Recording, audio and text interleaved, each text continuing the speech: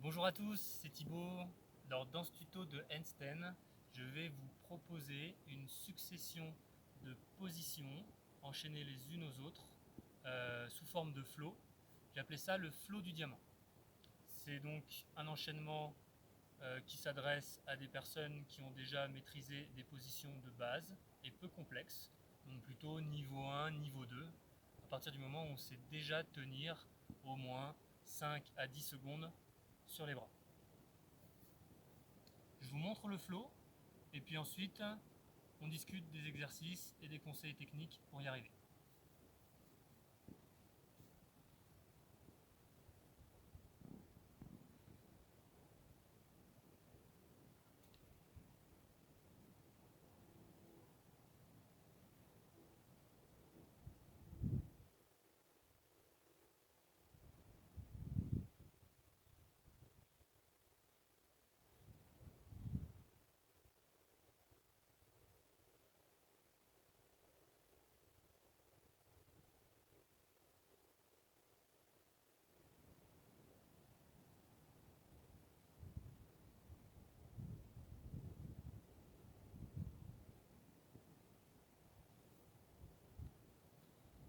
Voilà.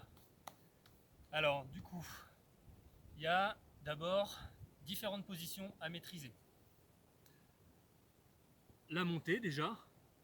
Là, je l'ai faite écart, vous pourriez décider de la faire grouper, mais donc montée, écart, regroupé, c'est la même chose. Donc cette montée-là.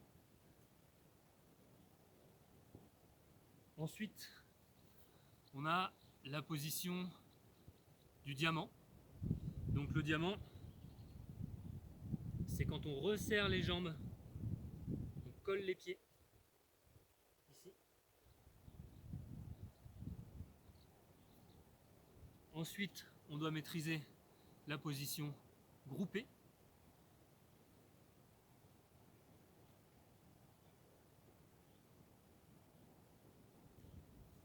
Et ensuite, la position tendue classique au handstand strict.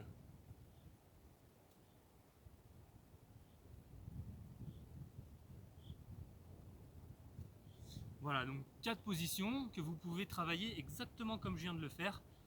Vous partez accroupi, vous faites une montée pieds joints et vous allez directement à l'une de ces positions. Ensuite, une fois que vous avez maîtrisé ces positions, c'est-à-dire que vous êtes capable de les tenir environ 3 secondes chacune, sinon c'est pas la peine d'essayer de bouger vers une autre position.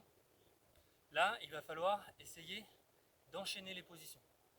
Pour enchaîner les positions, il y a une chose importante, c'est de conserver fixe le bloc main, poignet, doigt, épaule, omoplate. Ça doit presque jamais bouger. À part des tout petits ajustements, le moins ça bouge, le mieux c'est. Et la deuxième chose, c'est être capable d'orienter ces segments, donc ces segments libres, c'est-à-dire les jambes, de manière précise. Si je passe de la position groupée à la position tendue, il faut bien que j'oriente mes pieds dans la bonne direction pour ne pas avoir de déséquilibre. Groupé, et j'oriente vraiment tendu. Si je commence à les orienter par là, je tombe. Donc, fixer le bloc poignet, épaule, et orienter dans une direction précise ces segments libres, puis les fixer quand on arrive à la bonne position.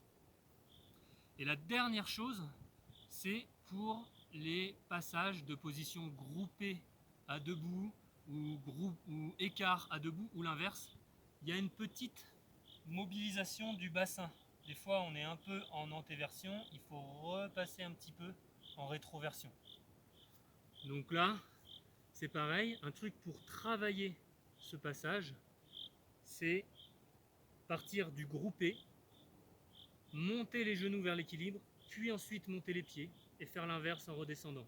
Ça va vous forcer à mobiliser le bassin. Groupé, les genoux pour le bassin. Et ensuite je tends les jambes. Puis encore, descendre et le bassin. ça marcherait écarté, le bassin, et je resserre. Écarté. Et le bassin. Voilà, donc pour illustrer ce qui se passe au niveau du bassin. Les trois choses auxquelles on doit veiller pendant qu'on fait le flow. Et puis, une fois que vous vous êtes entraîné à ça, vous essayez de reproduire ce flow-là. Un petit challenge, ça peut être d'essayer de le faire dans l'autre sens. Et après, à vous d'être créatif et d'inventer vos propres flows. Voilà, j'espère que ça vous aidera, que ça va vous motiver. Et puis je vous souhaite une bonne journée, bon courage. Je vous dis merci d'avoir suivi, à bientôt.